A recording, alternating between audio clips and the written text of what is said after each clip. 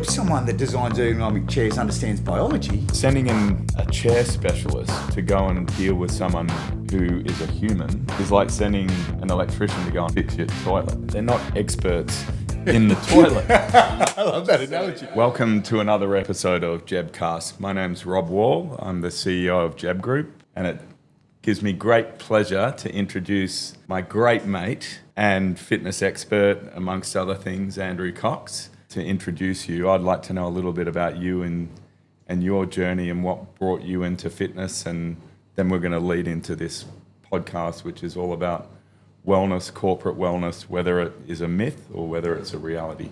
G'day everyone. I'm one of the owners and directors of a company called JEBCast here in Hong Kong. JEBCast is a wellness business where we have elements to tackle reactive health. So that means physiotherapy, massage therapy, osteopathy, psychology, a women's health centre. And then we have proactive health, which is the gym. So strength and conditioning, personal training and movement coaching. And basically the business, I will tell you about me in a second, but basically the business, but this is me. It's who I am. Really, it's who I am. So, JEBCast puts people in the middle and basically gives them a JEBCast hug. If you need to see a physiotherapist and you see a physiotherapist, it makes sense after you've seen a physio to strengthen your gains and not get hurt again that you go see a personal trainer. So how did I find myself in this industry? When I was born, my father was so into rugby league. In the community that I was in, they said I was baptised with the old sponge out of the bucket. Right. You know what I mean? I think when my dad went to the US for 3 weeks for this coaching clinic, he came back, I think I was 8, and he gave me this book, Self-Cybernetics by Maxwell Smoltz. And it was all about coaching, and there was all these acronyms, and I'm like, all right, Dad, you mind if I just go back to the cartoons for a little while? So he was a coach, and it's sort of via osmosis, mate, I just picked up on it. So fitness is in your blood. Your old man was a coach. Coaching and fitness is in my blood. Do you remember seeing your dad coach and seeing the people he was coaching? Do you remember seeing the penny drop?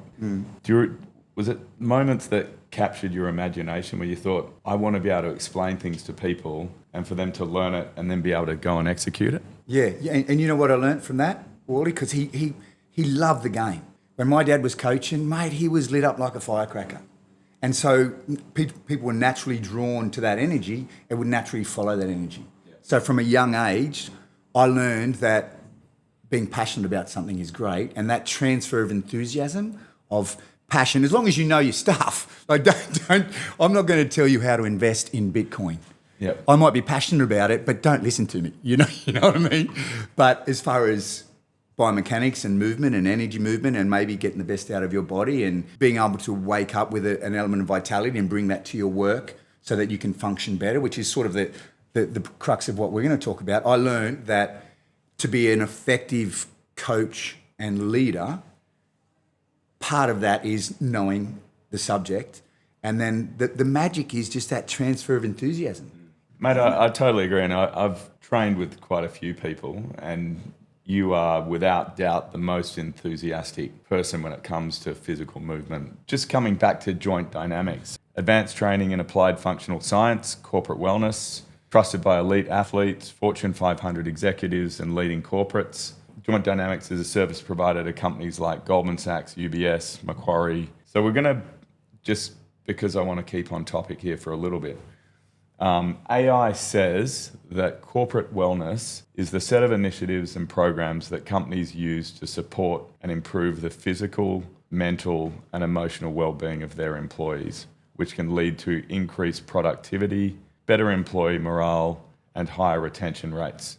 What AI missed was reduced rates of absenteeism, because that's expensive for any organisation, and reduced rates of presenteeism. Just say if I'm an employee, I am a unit of production. And unfortunately, with business, because that sounds a bit cold, hang on, you're removing the humanness from it. I'm by no means, but just to create a context, I am a unit of production when I come to work. And as a unit of production, you'd hope that I can perform, to an 8 or a 10 out of 10. That would be the standard I'd hold to myself. Yeah. When I turn up and I have some physical ailment, my neck's sore or my shoulder's sore, I'm here, but it's a constant voice to me that says, mate, here I am, and this is distraction. I'll be working, and then you'll see me, I'll go, oh, man. That's presenteeism. I'm here, but actually I'm not here, Wally. Yeah. Gary Becker won a Nobel Prize for economics in 1992, and his work sort of centred around human capital, saying that the health of the workforce will dictate the productivity of the workforce. Simplified. Yeah. And then since then, there's been so much work done on energy management by Tony Schwartz and Jim Law. They wrote lots of books on energy management. But our role as people that are passionate about this industry and who work in it every day is to be able to have this foundation of knowledge and practical experience so we can just give the tip. I just condensed it to, 12 words. It's about 12,000 words, Wally. Yeah. But my role is to be able to condense that and say, hey, dude won a Nobel Prize. What for? Human capital. What does that mean? Basically, if you're healthier, you're a better unit of production. Yeah. What affects health? Physical, mental, emotional, even spiritual comes into it. But we had a conversation earlier on before we started. You were talking about ergonomic chairs. Yeah. And you just went, well, I hope someone that designs ergonomic chairs understands biology. And I went, yeah, that makes sense. What's the role of an ergonomic chair? Yeah. To make someone to show up to work and have a great time, you know what I mean? And be an effective unit of production. Not dispelling the humanness, like that sounds cold, bloody human of production, screw you, mate. As an organisation, the role of any organisation, the DNA of any organisation is to get the most out of you. Absolutely, yeah. And acknowledging that to get the most out of you, you need to be happy and healthy. You got to be the best you, right? Yeah. So I think everyone can acknowledge that if someone has a fight with their spouse or they're not in a good emotional state, they can come to work and they can be distracted. Mm-hmm. True. That's compartmentalisation. Which is compartmentalisation, right? But it's the same thing with the physical health, because I don't think people think that, or they might not necessarily equate emotional and physical health as being the same thing, where you can be distracted because you've got neck pain, or you can be distracted because you've got wrist pain. And, some of this pain might be because of lifestyle factors, or it might be because of the equipment that you're sitting on. Like, maybe you're sitting on the wrong chair, or you don't have your screen close enough to you while you're at work. And just coming back to, what you mentioned about ergonomic chair design, which is what my business is. All the famous chair designers, if you think about it, you think about the Eames, Chiterio, the Pouvres, all these guys. I mean, these guys are more artistic in terms of their application of creating the form rather than being an expert in physiology. And I think we were talking about it before, like there are no famous, experts in physiology like a Charles Eames or a Charles and Ray Eames that people would know that designed that chair that gave you the best health at work. Air-on chair is probably the most famous one. I think, how about moving to frame it a little bit before, we just spoke about ergonomics. What is ergonomics? If we sort of go, well, what is ergonomics? Ergonomics is the study of work and the workplace. And so you can't have work without the workplace. Here we are at JEB. Yep. And then we can't have work without the work equipment. And then you can't have work without the worker. Today, ergonomic solutions have been overly focused on engineering solutions, meaning we've spent hundreds of thousands of dollars fitting the workplace to the worker. But what we forgot is we need to make the worker fit for the workplace as well. Yep. So yes, you need ergonomic chairs, and yes, you need to understand the biology of compression in the spine, and that if you don't move, you're not doing well. But also, you need to be able to condition the worker to take the stress of work as well. And from my perspective, which is why we've come together. To be honest, we've did a pitch to corporates because it makes sense to give a holistic program. And man, what a great marketing word, holistic. But as far as I'm concerned, I'm proud to put holistic beside the service offering that we've put together, because I believe we've got everything. We've got the workplace. That's what you do every day. We've got the work equipment. That's what you do every day. We've got the worker. Guess what? That's what my company does every day. Yeah. I'm stoked that it's a good idea. And I think we provide equipment, but the equipment can only be used properly if someone is physically in the right condition.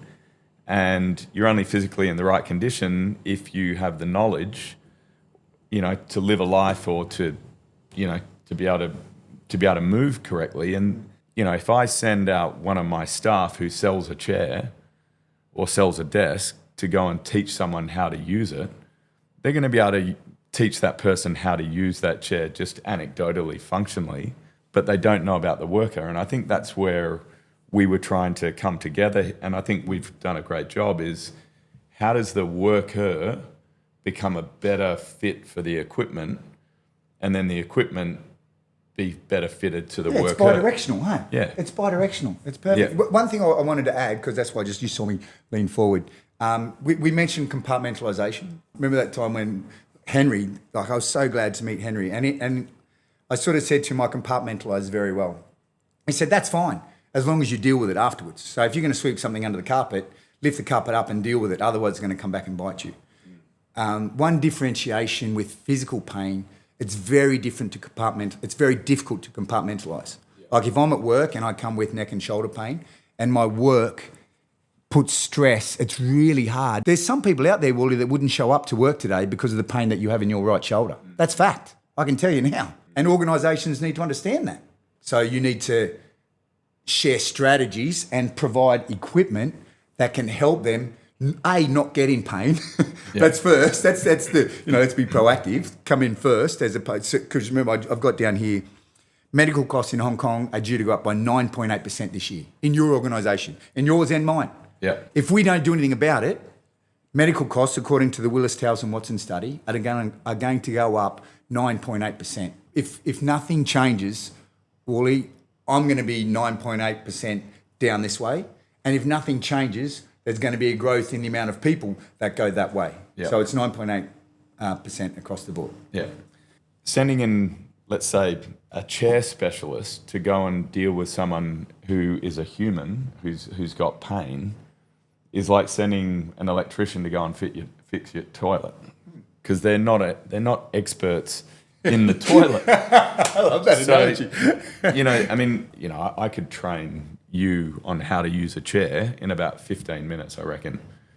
But to learn, like human movement, to be a physiotherapist or to be, an osteopathist, you'd have to do like years of training. So, and that includes just all of the data that you collect from seeing people on a day-to-day basis. So if someone's sitting on a chair and they say this chair is making my back hurt, my chair expert is going to say, well, the reason your back hurts is because I've got to adjust the tension on the chair.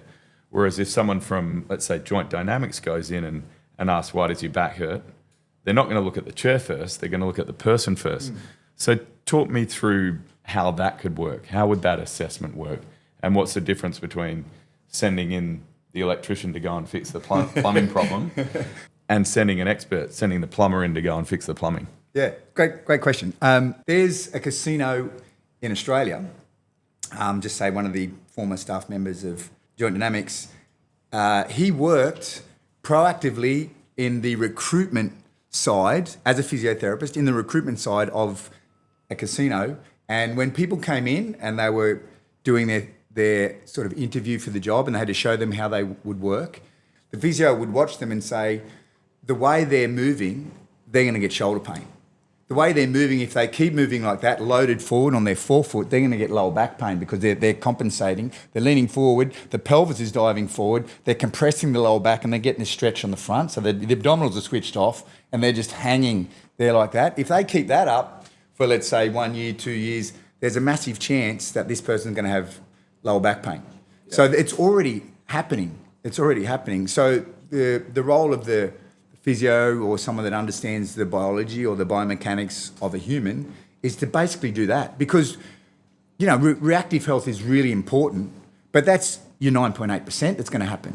Wouldn't it be great if you redirected, let's just say we spend 100 or you said 1,000 and then add 10% to that, I've rounded up everyone, 9.8%, I've just rounded up for simple mathematics, but 10% is gone up 100. Yep. So do you think it would make sense, Wally, because I do, to say, you know what, instead of paying that 10%, that 100 reactively, how about get in front of it and spend 30, 40 or 50 to try to reduce those reactive healthcare costs? Because we're going to spend some money on the chairs, which is great. That's one side of the equation. Now get someone that understands the human body, like this is the program we've created basically, that come in and says, hey, Wally, unit of production for an organisation, a large organisation, I'm just going to take you through some simple movements. And I'm also going to see how you use the chair. And I'm just going to give you some guidance. And I'm also going to give you some strategies. Therefore, I will alleviate the likelihood. There's no sure things, but we're increasing the likelihood that pain won't come your way. Yeah. And what does that mean? When pain doesn't come your way, you're going to turn up more often. And when you do turn up, you're not going to be influenced by presenteeism. And then you're going to have better energy because you feel better. Go back to the Nobel Prize, a healthier worker is a more productive prize. Everybody wins. Yeah. Everybody wins. Even the organisation, just the whole liability side of it. Like if someone comes to work and says, you as the employer have provided me with this chair and that's the reason I've got back pain, an expert asking the right questions is going to be able to find out that maybe the back pain has got nothing to do with the equipment that's being provided in the office, and that person has a weak core or has some other myriad of reasons that could have created the back pain. The diagnostics becomes more accurate. We got a couple of stats that were thrown at us, by some of these organisations who have thousands of people. Let's call it 10,000 people. If there are 3% of those people, which is 30, that have a problem, and then they're being misdiagnosed, and let's say of those 30, and it's a financial organisation that is, earning billions of dollars, and let's say a third of those people are high earners within the organisation, you're talking about millions and millions of dollars that could be lost because of misdiagnosis, or these people just being ignored, and that means they take a day off, right? So I think what we've been looking at in terms of this partnership is the right tradesperson going in to deal with the problem for the organisation, and then also to bring more knowledge about wellness. So let's just talk about the wellness journey. Where do you think a wellness journey starts? Is it when you put your shoes on in the morning? Is it diet, sleep, exercise, relationships? How do you start your day? What are some tactics that you employ that you think are simple takeaways that people who are listening to this podcast will be able to take away? Yeah, you know what? That's such a great question. And then we need to underline all of that to say, and it has to be practical. The way that maybe you live your life or maybe that I live my life is attainable for people that have the same passion for health and performance as you and I do. That's why we're such good mates, because you like stuff that I like. How cool is that? Yeah, mate, 100%. God said, hey, here's Wally to me. He said, hey, here's God said, hey, here's Coxie to me. He'll play with you out at Round Island and do all this crazy stuff with you. No way, that's awesome. But we need to acknowledge that, let's just say those 10,000 employees of that large organisation, their dance card is pretty full if we take a snapshot of humanity at the moment that works for a large corporation. Thank you, Andrew. So when we were walking up the stairs from the 4th floor to the 9th floor, you made a comment. You said, "What? Look at you with your fancy shoes on." It makes no sense. But actually, I need to be able to take advantage of a corporate health and performance program with my shoes on. So really, the challenge for you and I is to say, how do we create a corporate health program that is practical? Because it's these micro snacks or these movement snacks, these small moments during the day, seemingly innocuous, you know what I mean? Like I need to work hard for 90 minutes and then just step away for 3 minutes, be guided on what to do, or have something in the office that draws me that says, you passed comment on put an exercise bike in. That exercise bike draws me and I'm just going to get on it while we're having a meeting for 3 to 5 minutes. So you've created the environment to make it easy for me. But if you created a work environment and you as a top-down organisation say, Wally, you've got to use the bike, and before you use the bike, you've got to take your shoes off and you've got to change into your exercise equipment. No one's going to do it. What? Yeah. So it needs to be practical in the sense of I can wear what I've got on now, and it's easy for me to get on an exercise bike, for example. Or one of the pieces of equipment that we use a bit is, that whole body vibration. The brand is the Power Plate. I love that for so many reasons, but one of the reasons is this surface. We manipulate the environment that when you stand on this environment, it moves up and down, a little bit forwards and back, and a little bit side to side, but it moves up and down in alignment with gravity really, really fast. The hertz is between 30 to 40 hertz in the way that we use it. What that does, it elicits a reflexive muscle contraction, much the same as when we took our kids to the doctors as kids, And the doctor took out that little hammer and tapped the patella tendon and went like that. And then me getting an injection and feeling like I want to pass out. Yeah. But the doctor turned to us when we did that with our kid after tapping the patella tendon and said, oh, your kid's reflexes are all right, Wally, they're going to be okay, as a reflection of their health of their nervous system. So that power plate does that. So what does reflexive muscle activation mean? It means the fast twitch muscle fibres. What's the importance of fast twitch muscle fibres?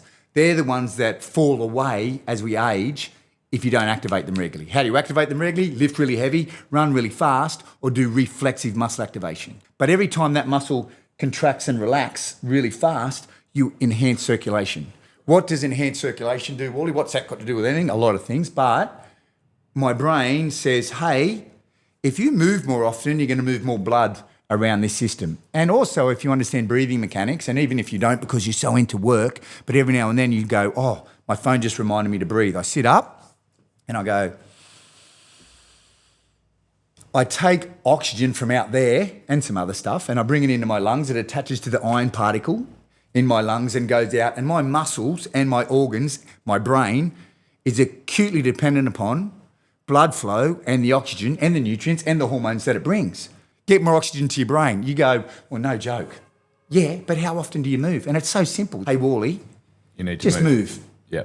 And I think it's not just being practical, but it's, so again, Jem was at Joint Dynamics because she's got some ankle issues. And she went and saw one of the physiotherapists there. She's not one of those people that if you give her a set of rehabilitation exercises and say, you've got to go and stand there in a corner and do them for 20 minutes, right? We've got to build it into her day. So one of the things that, I suggested to her was, one of those spongy things that's hard to balance on if you stand on one foot. Yeah. Put it in her bathroom, so while she's brushing her teeth, she can be standing on one foot and doing her rehab while she's doing something that she has to do every day. So how we build these, I guess, wellness activation devices into the workplace, I think is really important. In fact, we've actually got a desk by a height adjustable desk company called 9am, and they call it, we want to be your wellness partner. And it's got you can put a light on the desk or it actually on the height adjustable mechanism. It can just automatically go up and down. So during the day, all of a sudden you're working at your desk and then you're moving up and down. That's brilliant. What do you think are some other things that people can build into just their work day, just to, where it just becomes something that they don't have to go and dedicate too much time to? Yeah, great question. Let's frame it. Because compliance is the magic sauce. Consistency, like you said with your daughter. If you do these exercises, and I'm sure Jack, the physio, said it to her, I'm sure Jack said, look, if you do these exercises 3 to 5 times a week, instead of seeing me, the physio, 8 times, you'll probably only have to see me 6 times. Unfortunately, most people aren't compliant or consistent.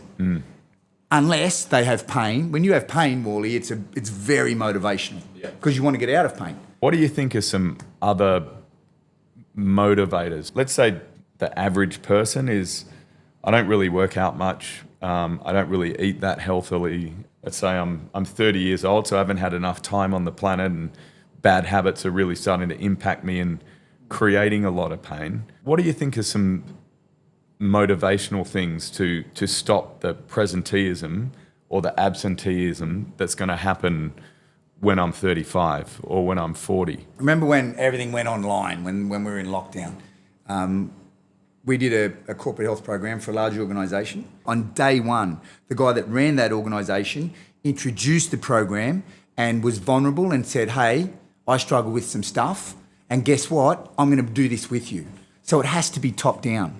And then, do you ever hear of Dr. Mike Roizen? He was the Chief Wellness Officer for the Cleveland Clinic, who have a workforce of over 100,000. And he was tasked with many things, was to make their workforce healthier. One of his successes was they took this, because smoking, no way you can get around it, is really bad for your health. And so what they did was they were saying, hey, we're a healthcare organisation. Nobody's allowed to smoke at work. The Cleveland Clinic had some really high-profile surgeons who were smokers, and they said, no, we've been doing this for the past years. We're going to smoke in our office. And guess what the Cleveland Clinic did? They fired those guys. They let them know. They said, okay, but we've changed. If you don't change, then you're no longer a part of this organisation. And the guy whose name was Toby said, hey, the culture of this organisation now is one of wellness.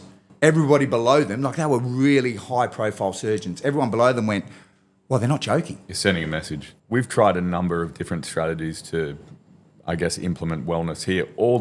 Going back a while ago, we were actually offering some subsidy to staff to do yoga classes and to do some fitness classes internally. And we didn't get a high uptake of it, where I guess when I introduced it, the adoption and the uptake wasn't as high.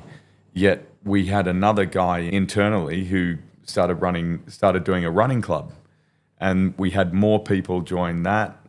We've joined, there's a thing called the Lapdog Challenge, and it's running around a 400-meter track for 5 hours, and you raise money for the Lighthouse Club, which is helping workers who get injured on construction sites and everything. It's a good cause. But how do you get your organisation motivated other than firing the smokers? You answered your own question, mate. You just said people are naturally competitive and people want to have fun, and people actually don't want to go to work and be, excuse my language, be in a shitty workspace. Who wants to go? We spend so much time at work. Who wants to go to work and go, oh my God, I can't stand this place? So we need to incorporate that fun nature of gamification. Gamification, exactly. But it needs to be measurable, and that's where data comes in. It's so easy to gather data. But what the Cleveland Clinic did under that Mike Roizen, they stopped people smoking from over 15% to less than 2%. But the money they were saving on corporate costs, they gave, I think it was about, don't quote me, but I think they gave about 30% to their retirement fund. So it sent this message, hey, you're going to be rewarded. So everyone started sort of self-policing. Then you go, well, that's great. We understand the principles, or they're the strategies as well. How do we do that in a workplace? How do we engineer a workspace that invites me to move more often, even when I'm not in pain, and also brings in that element of play? Because you know what? I've got my team, Wally, you've got your team, my tribe. But let's call it a tribe. Yeah. Just as my team is performing really well, that's motivating, and understanding that your team is not performing well, that can be demotivating. Guess what? This week, we're going to throw in the joker. Yep. And the bottom team, whatever you do, just for fun, we're going to give you an extra 50% so you can catch up. So they're like, oh my God. And then you're like, we can retain them. So it's just understanding the human behavioural science and understanding we want to make it easy and practical. You can wear your shoes, Andrew. You wear your shoes, you know what I mean? Oh, look at you. As long as we control the narrative, that's someone that's watching it, joint dynamics, for example, that's what we do. And JEB, we control the narrative at certain times. You trust us, large organisation. We've done a shed load of them, so you can. Yeah. Then we can step in and we can manage that. If we wanted to build this into like a daily, like Gem, brushing her teeth and standing on one leg, have you thought about how would you design like the ultimate workplace, as in, let's call it a meeting room? What are some things do you think that organisations could do in terms of introducing equipment or spaces in the workplace that would just facilitate that movement? Yeah, great question. And what underpins my response is if we put a balance board at the printer, and then one of our employees, she wears high heel shoes, Wally, and they come over and there's a suggestion, hey, while you're at the printer, stand on one leg on this wobbly board, and then they roll their ankle. They go, well, thank you for the suggestion, Joint Dynamics, but we won't be using you next year because you just increased our healthcare costs. So what underpins the decisions is practicality, of course, and safety. So on that, a bike is great. There's so many suggestions, but then we go, well, how do we know they're going to work it? Permissibility, that has to come from top down. We understand, key people, leaders. So we need to discuss this with leadership. Before we launch this program, please just give us an hour of your time and give us some key people, or give me someone that will speak to the key people so we increase the likelihood of success. In this context, it's about permissibility. Culture. Around here, people like us do this. Wally, guess what? You're the top dog and you do it. And then we just have to look at inviting spaces. We need to know the layout. The simplest thing is make sure that the printer, those that use the printer, give them a bit of space to go and get it. Make it easy for people to drink water. And then if you want, because nutrition is a factor, and you can't supplement a bad diet, but you can bring in, there is some supplements that we spoke about. You said you have creatine for breakfast. Yeah, well, let's do it now. I'll show you how long it takes. I believe there's enough research for an organisation screening everyone just to say, hey, we provide creatine. Here's the research. Here's the why. Why don't you take creatine? It's just a little boost on nutrition. Helps you with your energy. It's been shown to have gut health. It's been shown to have cognitive benefits. If you want it, here it is. Wally runs the place. He's taken it. If you want to take it, we provide it for free.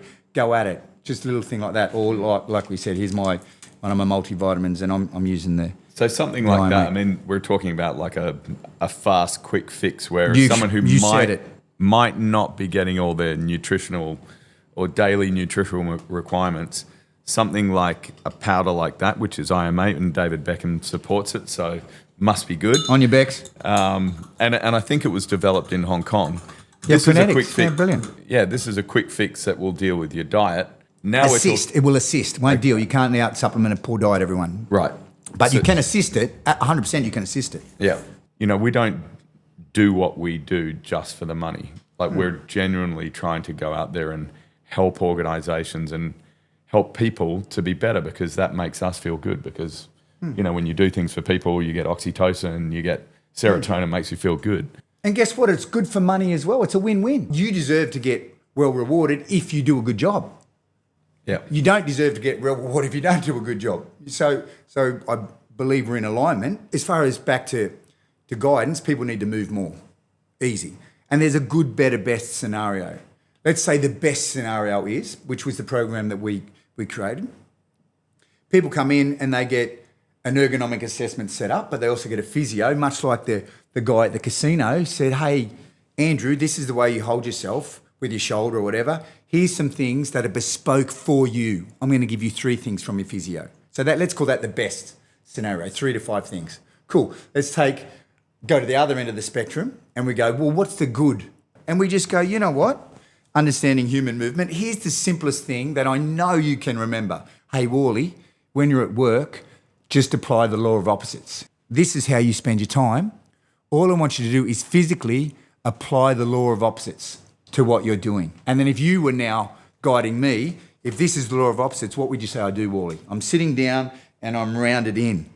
What would the law of opposites say to do? Stand up. Stand up is one. Unkink the hose.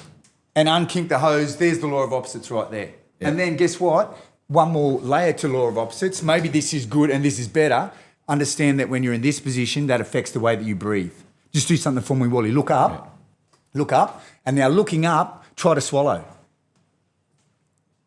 It's really, really hard, isn't it? Everyone who's watching this, look up and try to swallow. You go, what the hell? The biomechanics of putting your neck in that position, it impinges the way that you can swallow. Lean forward like you're really interested in what you're doing and working hard at your computer, and now try to breathe properly.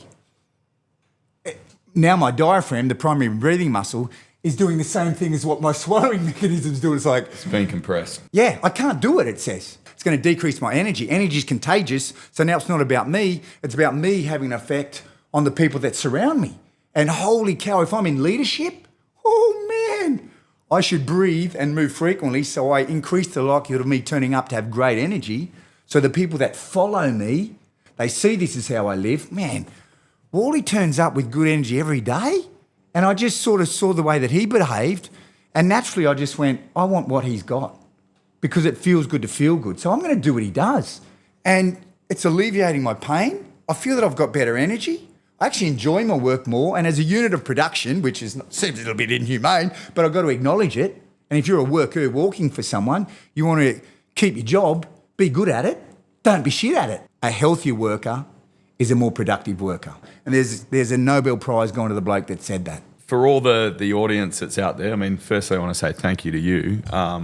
Talk to Joint Dynamics, talk to JEB, talk about the program that we've put together. Go to Joint Dynamics. I mean, the guys are great. They offer a myriad of solutions that are going to make you feel better. But beyond that, Wally, go to Joint Dynamics for our network, which is you. Go to JEB, not just for the cool stuff that you do. You can kit out my whole office, but part of your value is your network, which is why, you know, me and you, we now know Technogym, which is a world leader. The only fitness equipment at the 2024 Olympics was Technogym. So you and I are now aligned with the best in class. Go to JEB, not just because what you do. You guys do awesome stuff, But what an amazing network you have. That is so valuable. And I think in our country, just to wrap it up, why wouldn't you? Why wouldn't you, mate? Why would you be mad if you did? Mate, thanks so much. My pleasure.